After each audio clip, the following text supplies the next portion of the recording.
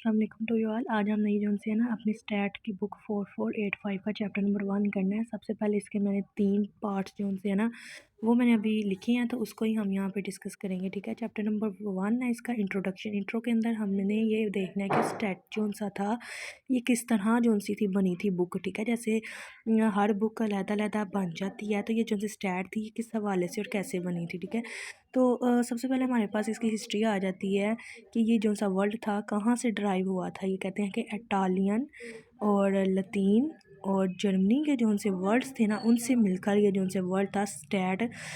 ये जो सा वर्ड था मतलब कि जिसको हम स्टैट बोलते हैं ये बना था। इसके अब हिस्ट्री क्या थी, हिस्ट्री क्या थी कि हिस्ट्री के अंदर ये बताते हैं कि 1749 में 1749 में गोटी फ्राइड एंकल थे एक, जिन्होंने ये जो सी थी ना इसकी बुनियाद जो सी थी रखी थी तब। और ये भी कहा जाता है कि द वर्ड स्टैट जो सा स्टैट का वर्ड था वो ड्राइव हुआ था फ्राम लतीन से। लतीन के अंदर इसको स्टेटस कहा जाता था और इटालियन में इसको स्टेटिस्टा कहा जाता था। And meaning of these words, और इसके वर्ड्स के जो से मीनिंग थे इस पॉलिटिकल स्टेट और गवर्नमेंट। ठीक है, वहाँ पे इसको यूज़ किया जाता था। अब यहाँ पे हमारे पास शेक्सपियर्स आ जाते हैं कि शेक्सपियर जो से थे वो कौन थे, शेक्सपियर ने क्या किया था।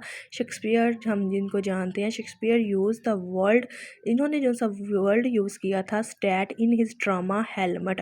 हेलमेट के अंदर जो सा था ये ड्रामा नगार था शेक्सपियर, एक मशहूर हम क्लासिकल पोइट्री के अंदर पढ़ चुके हैं और हिस्ट्री ऑफ इंग्लिश लिटरेचर में भी इसको पढ़ चुके हैं।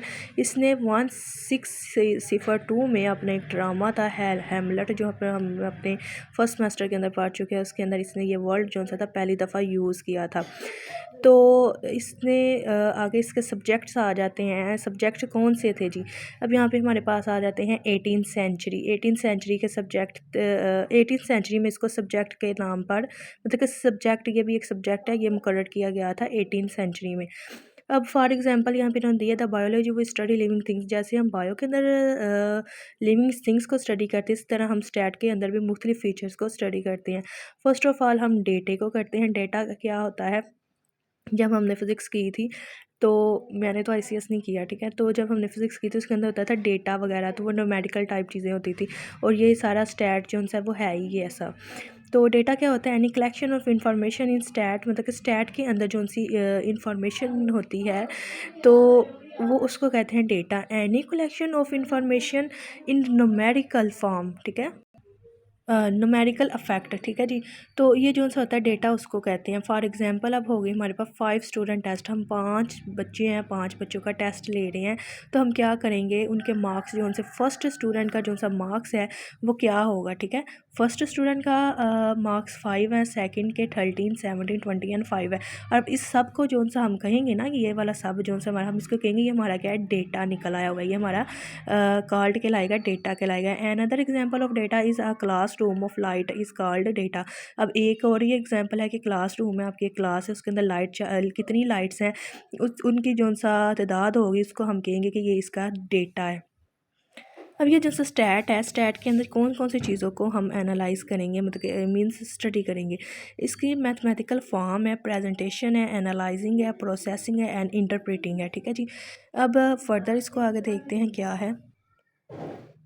इन स्टैटिक्स वो स्टडी ओनली डेटा। अब स्टैट के अंदर हम क्या करते हैं, सिर्फ स्टडी करते हैं, डेटे को स्टडी करते हैं। 4 मेजर वर्क्स इसके अंदर किए जाते हैं।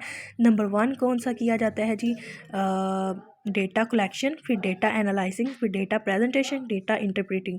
अब डेटा ऑर्गेनाइजेशन जो है वो भी एनालाइजिंग के अंदर आ जाता है, लेकिन इसलिए मैंने इसको यहाँ पे 5th हेडिंग नहीं दी, ये 4 ही याद कर लेंगे, इसके अंदर ये चीज़ें आ जाएंगी।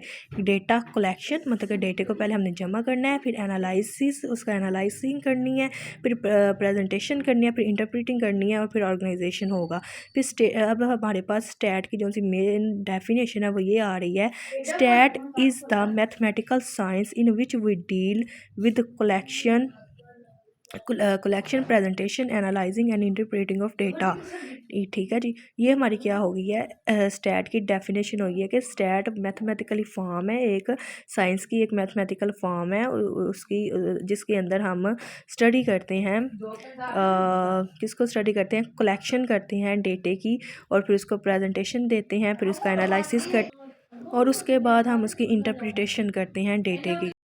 तो फिर अब अगर हमारे पास आ जाता है अब डेटा के अंदर क्या चीज़ें होती हैं, कलेक्शन टेक्निक्स को यूज़ किया जाता है कि किस तरह हमने डेटा अपना इकट्ठा करना है, ठीक है। फिर प्रेजेंटेशन दी जाती है, उसको प्रेजेंटेशन किस लिहाज से की जाती है, उसको ग्रुप्स के अंदर बनाया जाता है, उसको ग्रुप्स के अंदर बनाया जाता है, ग्रुप्स के बाद फिर टेबल फॉर्म्स बनाए जाते हैं, ठीक है।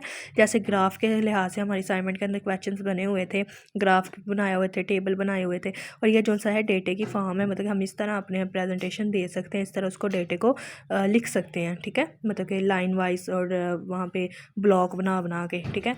आगे पास हमारे पास आ जाता है एनालिसिस। अब एनालिसिस के अंदर क्या आ जाता है, डिफरेंट फार्मूले यूज़ होते हैं, डिफरेंट टेक्निक्स यूज़ होती हैं, उसके बाद इंटरप्रेटिंग आ जाती है, फिर डिस्कस किया जाता है इस मामले को, ठीक है। ये सारी जो सी हमने इसकी हिस्ट्री पढ़ी है, हिस्ट्री के हिसाब से पढ़ा है, और ये देखा है कि स्टैट बेसिकली होता क्या है, इसके अंदर कौन कौन सी चीज़ें हम पढ़ते हैं। अब जो सा हमारा सेकेंड जो सा टॉपिक है डिस्क्रिप्टिव वाला, वो हम जो सा करेंगे नेक्स्ट वीडियो में करेंगे, क्योंकि फिर वीडियो बड़ी लंबी हो जानी है, फिर ग्रुप के अंदर सेंड भी नहीं होनी, तो ठीक है।